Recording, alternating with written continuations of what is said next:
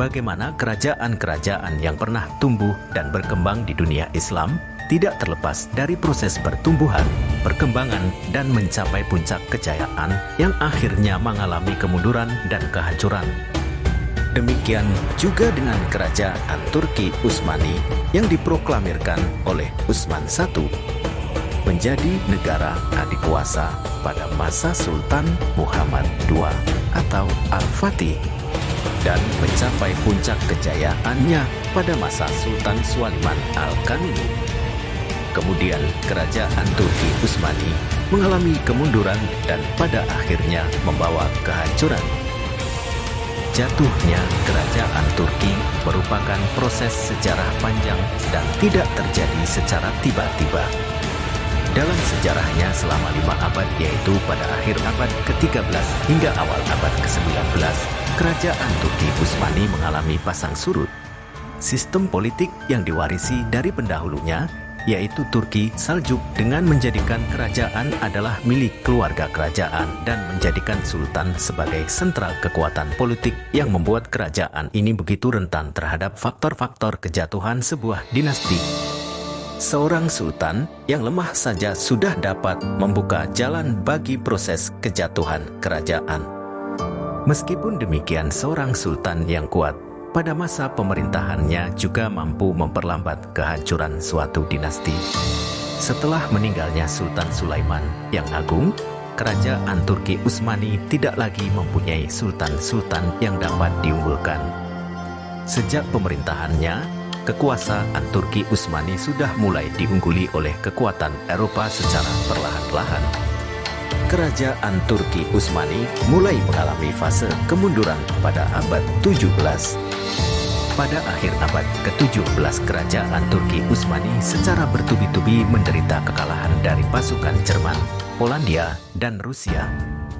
Akibat dari kekalahan-kekalahan yang dialami ini, memaksa kerajaan Turki Utsmani untuk mengadakan perjanjian atau damai dengan negara-negara Eropa. Perjanjian ini terjadi pada tahun 1699 yang dinamakan dengan Perdamaian Karlowitz.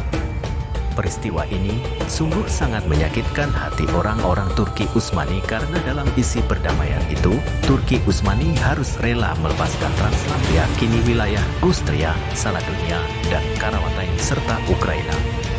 Azov sendiri dapat diduduki oleh Kaisar Rusia di bawah pimpinan Peter yang Agung pada tahun 1696 Masehi. Rusia merupakan ancaman yang serius bagi integrasi kerajaan Turki Utsmani, apalagi ketika Rusia mengadakan aliansi dengan Austria pada tahun 1726 Masehi dan Rusia segera menyerbu kerajaan Turki Utsmani. Azov yang pernah direbut oleh Rusia pada tahun 1696 Masehi direbut kembali oleh Turki Utsmani di bawah pimpinan Sultan Mustafa II pada tahun 1726 Masehi dapat direbut kembali oleh Rusia. Kebijakan Peter yang Agung dilanjutkan oleh penggantinya yang bernama Caterina Agung dengan lebih ulet dan sungguh-sungguh. Caterina berperang dengan Turki Utsmani pada tahun 1768. Ia memperoleh kemenangan baik di darat maupun laut. Operasi Angkatan Laut Rusia memperagakan suatu armada yang mengepung Eropa hingga Laut Mediterania, serta operasi menggetarkan seluruh dunia.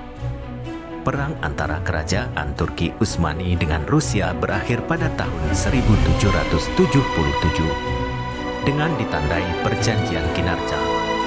Isi dari Perjanjian Kinarca mewajibkan kerajaan Turki Utsmani untuk menyerahkan benteng-bentengnya yang berada di Laut Hitam, di antaranya adalah Benteng Azov.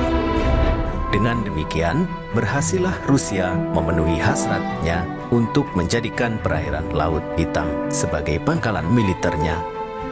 Kemudian dari isi perjanjian tersebut juga dinyatakan bahwa armada laut Rusia mendapat izin dari pemerintah Turki Utsmani untuk melintasi selat yang menghubungkan Laut Hitam dengan Laut Tengah. Kemudian Kirman memerdekakan diri dari Turki Utsmani. Rusia diizinkan membangun gereja di Asidna dan menjadi pelindung orang-orang Kristen Ortodoks yang berdomisili di wilayah Turki Utsmani. Meskipun telah ada perjanjian damai, ternyata Rusia tetap menaklukkan dan merebut negeri-negeri yang semula dikuasai dan ditinggalkan oleh orang-orang Turki, Tartar, dan Muslim lainnya.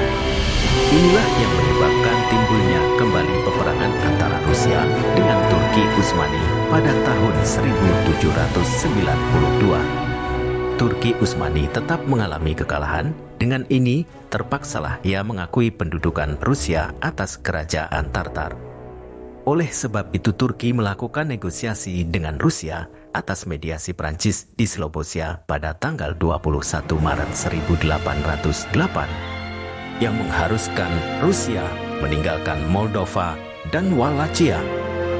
Sedangkan Turki akan meninggalkan Selat Danube dan hanya meletakkan tentaranya di Ismailia, Ibrail, dan Galatz. Akan tetapi Rusia ingkar janji dengan tidak mau meninggalkan Moldova kecuali atas perintah Tsar langsung. Apalagi Tsar dapat jaminan lisan dari Napoleon bahwa ia akan membiarkan Rusia bila berkeinginan menguasai kerajaan-kerajaan kecil. Akhirnya meletuslah perang selama 5 tahun dan berakhir dengan perjanjian Bukares Mei 1812 dan kerugian ada di pihak Turki. Lewat perjanjian tersebut, Rusia dapat mencaplok Basarabia. Kondisi ini semakin sulit dan rumit setelah kerajaan Turki Utsmani bergabung dengan Jerman dalam Perang Dunia Pertama pada tahun 1914. Keterlibatan Turki Utsmani dalam Perang Dunia Pertama dan bergabung dengan Jerman bukan tanpa alasan. Alasan itu antara lain pengaruh Jerman di kerajaan Turki Utsmani melebihi pengaruh Eropa lainnya. Dalam Perang Dunia I Turki Utsmani mengalami kekalahan, maka diadakan perjanjian Sèvres yang membuat Turki Utsmani harus kehilangan wilayahnya.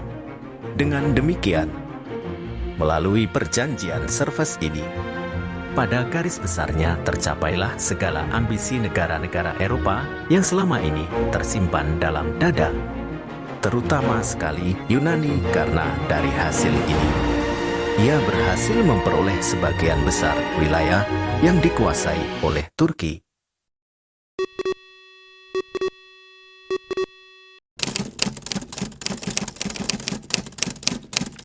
Ada dua faktor utama penyebab hancurnya Turki Utsmani yang selama berabad-abad telah menjadi imperium yang menguasai hampir di seluruh dunia, yaitu faktor internal dan faktor eksternal. Sekarang mari kita bahas satu persatu faktor internal apa saja yang menyebabkan kerajaan Turki Utsmani tersebut runtuh.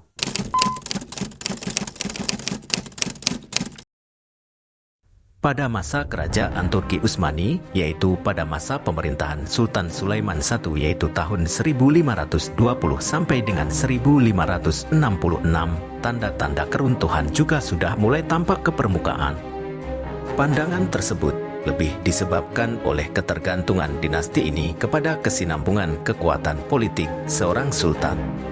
Setelah Sultan Sulaiman I, kerajaan Turki Utsmani diperintah oleh sultan-sultan yang lemah, baik dalam kepribadian, jiwa atau watak kepemimpinan, serta tidak sesuai dengan tuntutan pada masa itu.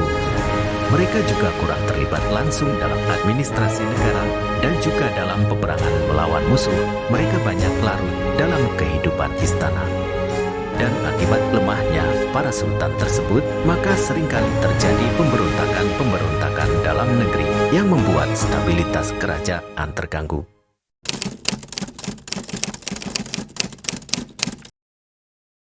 Turki Utsmani pada masa kejayaannya menguasai 3 benua dan 2 lautan yang merupakan negara adikuasa dalam bidang militer dan ekonomi. Hal ini disebabkan karena militernya kuat dan militernya mantap. Adapun sumber pemasukan perekonomiannya antara lain dari pajak, upeti, dan dari wilayah-wilayah yang ditaklukkannya.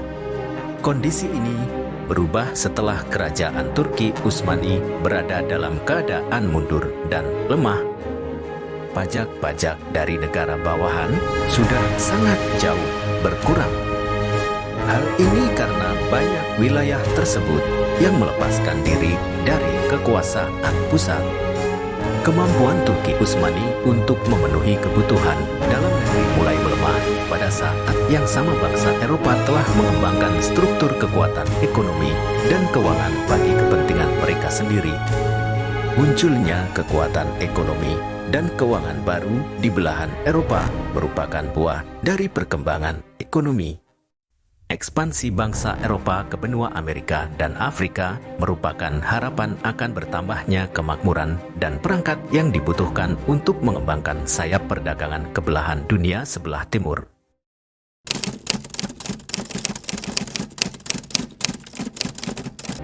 Wilayah kerajaan Turki Utsmani ketika berada pada puncak kejayaannya meliputi Asia Kecil, Armenia, Irak, Suriah, Hijaz, serta Yaman di Asia, Mesir, Libya, Tunisia, serta Aljazair di Afrika dan Bulgaria, Yunani, Yugoslavia, Albania, Hongaria, dan Rumania di Eropa. Wilayah yang sangat luas itu dihuni oleh penduduk yang beraneka ragam baik dari segi agama, ras, maupun adat istiadat. Untuk mengatur wilayah yang besar ini pada posisi yang lemah sangatlah sulit sekali. Penduduk kerajaan Turki Utsmani pada abad ke-16 bertambah 2 kali lipat dari sebelumnya. Problem kependudukan pada saat itu lebih banyak disebabkan oleh tingkat pertambahan penduduk yang sedemikian tinggi dan ditambah menurunnya angka kematian akibat masa damai dan aman. Untuk mengatur penduduk yang beraneka ragam dan tersebar luas di 3 benua diperlukan suatu organisasi pemerintahan yang baik dan teratur. Tanpa didukung oleh administrasi yang baik, kerajaan Turki Utsmani hanya akan menanggung beban yang sangat berat akibatnya. Perbedaan ras, bangsa, dan agama juga memicu mengantarkan pemberontakan dan peperangan yang akhirnya menjadi kemunduran bagi kerajaan Turki Utsmani.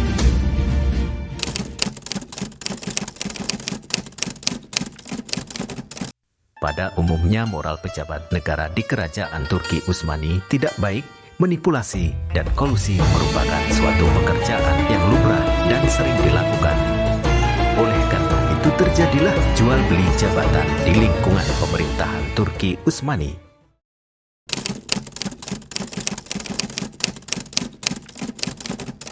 Setelah pemerintahan Sultan Muhammad II, istana kerajaan Turki Utsmani selalu terjadi kecemburuan, intrik dan percekcokan karena pengaruh istri-istri sultan berkebangsaan Eropa. Melalui mereka, raja-raja Eropa dapat mengirim mata-mata masuk ke istana kerajaan. Di samping itu, istri-istri sultan terdiri dari berbagai ragam wanita dengan kulit dan kasta yang berbeda, bahkan ada juga yang dipilih oleh sultan. Tidak jarang istri-istri sultan tersebut yang memberikan informasi penting kepada musuh. Oleh karena itu, banyak rencana yang dilakukan oleh kerajaan selalu mengalami kegagalan karena sudah diketahui oleh musuh terlebih dahulu. Tentu saja mereka sudah mempersiapkan taktik dan strategi untuk mengantisipasi rencana yang dilakukan oleh kerajaan Turki Utsmani.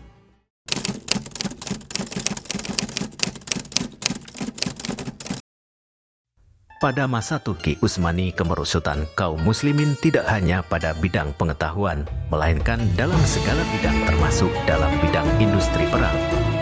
Padahal keunggulan Turki Utsmani pada bidang itu pada masa sebelumnya telah diakui oleh seluruh dunia.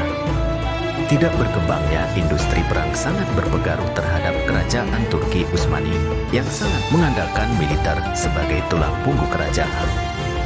Sementara itu bangsa Eropa berhasil menciptakan senjata baru.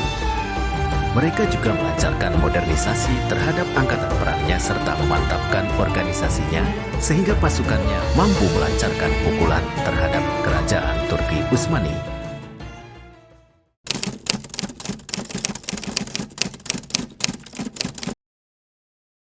Dari sekian banyak faktor yang menyebabkan kemunduran dan runtuhnya kerajaan Turki Utsmani adalah tumbuhnya paham nasionalis bangsa-bangsa yang berada di bawah kuasa Turki Utsmani.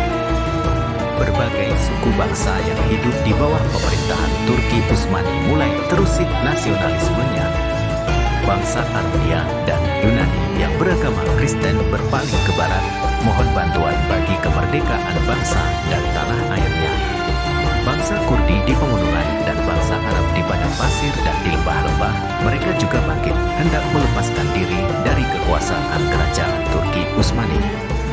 Paham nasionalis yang muncul di wilayah-wilayah kerajaan Turki Utsmani tidak terlepas dari persentuhan umat Islam dengan orang-orang barat. Runtuhnya Kesultanan Turki Utsmani juga didukung oleh usaha gerakan-gerakan politik yang muncul di Turki.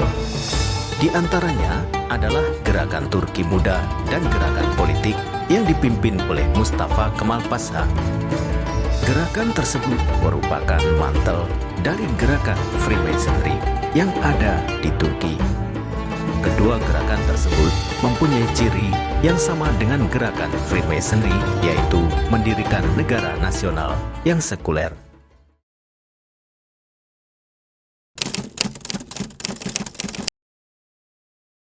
Ketika kemunduran kerajaan Turki Utsmani pada periode pertengahan dari sejarah Islam, negara-negara Eropa Barat sedang mengalami kemajuan pesat. Hal ini berbeda dengan masa klasik Islam. Ketika Islam berada dalam kejayaan, Eropa masih berada dalam kebodohan dan keterbelakangan seperti halnya negara terbelakang sekarang dan miskin dewasa ini di Asia dan Afrika. Kemajuan Eropa sebenarnya bersumber dari khazanah ilmu pengetahuan dan metode berpikir rasional orang-orang Islam. Sebagaimana diketahui bahwa saluran tempat ilmu pengetahuan dan peradaban Eropa bersumber di Spanyol. Pada masa kejayaannya banyak pelajar-pelajar Eropa datang untuk menuntut ilmu pengetahuan di universitas-universitas di sana. Setelah mereka menamatkan sekolah, mereka kembali ke Eropa dan mendirikan universitas sebagaimana yang ada di dunia Islam. Merekalah yang melahirkan Renaissance dan reformasi di Eropa.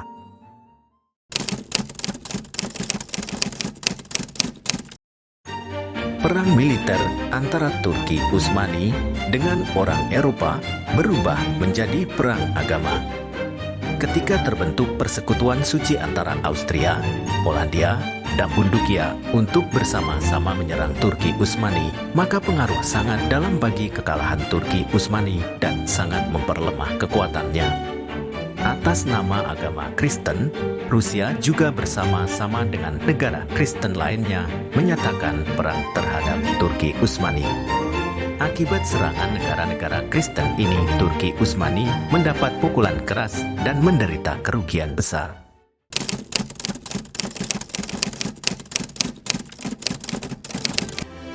Setelah menang dalam Perang Kemerdekaan pada September 1922, Mustafa Kemal Pasha memperkuat posisinya.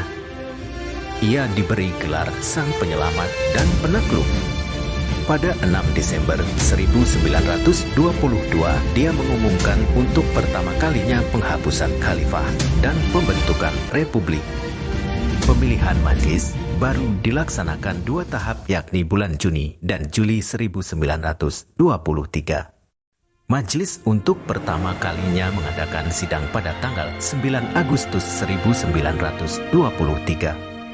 Dengan demikian berakhirlah kerajaan Turki Utsmani berganti menjadi negara republik. Pada 29 Oktober 1923 Republik Turki diproklamirkan dengan Mustafa Kemal Atatürk sebagai presiden pertama dan Ismet İnönü sebagai Perdana Menteri pertama. Dengan demikian kerajaan Turki Utsmani berakhir pada masa pemerintahan Khalifah Abdülmecid II.